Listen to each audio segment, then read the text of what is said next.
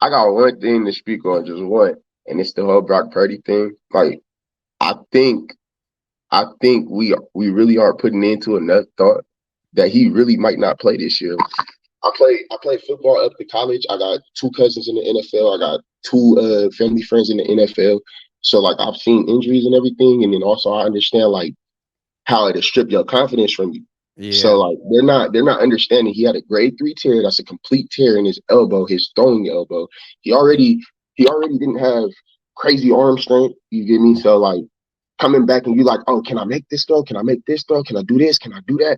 Like they're not really putting into thought like how that goes, the mental So all of a aspect of sudden it. he's going to be thinking when last year he was Yeah. reacting, right? Yep. And then also like I'm looking at the schedule, bro. The first 6 weeks we play against good pass rush teams. Like in order to Dallas, in order to put Pittsburgh, somebody out that's not even 100% healthy and then think that they're gonna go out there perform with thinking in the confidently. back of their mind, can you do this? And then you gotta also think in the back of your mind, like, okay, I got Aaron Donald coming straight down the line, straight down the TJ pipe. Watt, Michael And then Parsons. the other thing that really hurts him is, and a lot of people aren't talking about this a lot too, is he had no offseason to go and fine tune what he Improve. struggles in.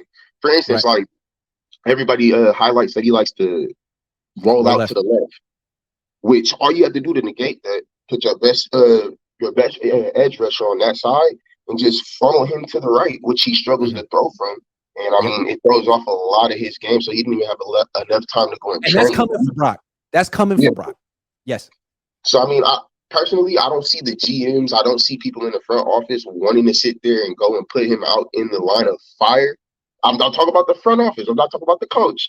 But Yeah, yeah. I don't think them thinking that he's a franchise quarterback will want to put him in that type of line of fire with all that pressure that they're going to have with the front line, the injury, blah, blah, blah, and then knowing how the media is going to massacre him if he doesn't go out there and perform. So I think Trey's probably going to end up being our starter, I personally. think so too. And I think they don't want to anoint him. They don't want to put pressure on him. They want him to earn the job, unlike last year. But it's going to be him week one. Throwing Brock Purdy out there week one with no offseason to prepare is like a bad reason for a million reasons. And I and I think, like mean, you said, like the average fan doesn't quite fathom how difficult this is going to be and how maybe uncertain Brock is going to feel. I also don't think the average fan understands that if that run game and that defense doesn't show up in those first few weeks when he's at quarterback and not having a great arm. I mean, you don't have to have the biggest arm, but not having an arm to where you could throw a 15-yard out, you could throw a 20-yard out corner, 20-yard corner breaking out on Yeah. time. Like it really Or you can holds the fit that ball offense. into really tight windows. Yeah, like it really Yeah. holds that offense back, and that's part of the reason why they got Trey Lance. Because if you could get somebody with a strong arm like that, that could touch all facets of the field, it's kind of Stretch the hard to defense. defend that with a run game. Stretch the defense. Yeah, so It's I the same mean, thing, the same concept in basketball. Like you need to stretch the defense. You need 3-point shooting. The Niners like only score within 8 feet of the freaking basket. It's the I whole thing. mean, It's so hard. have you broke down the all 22? Yes. It's kind of scary. It's kind of scary seeing where all we don't throw it. Yeah.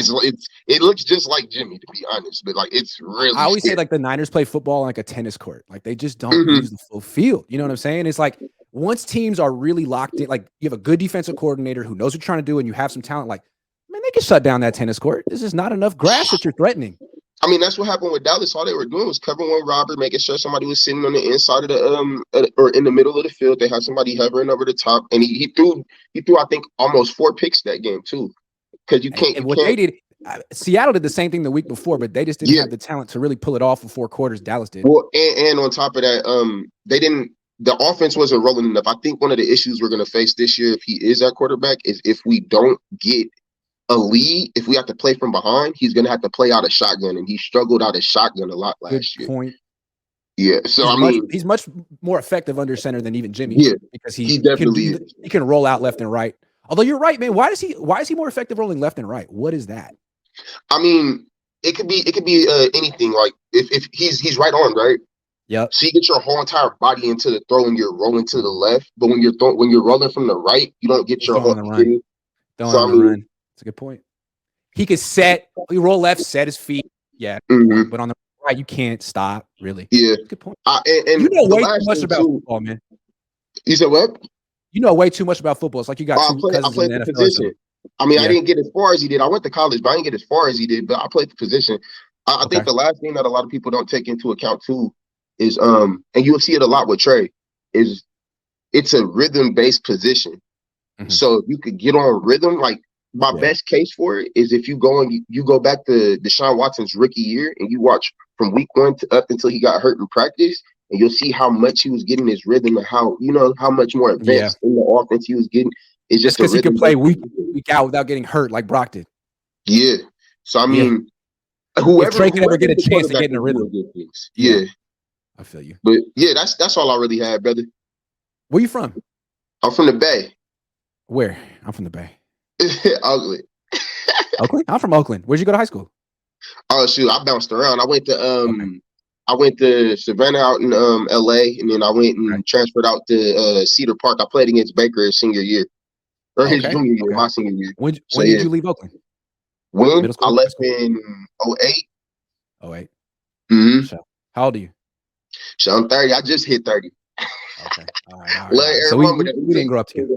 All right, man. Well, good to meet you, man. Good stuff. You yeah, killed it.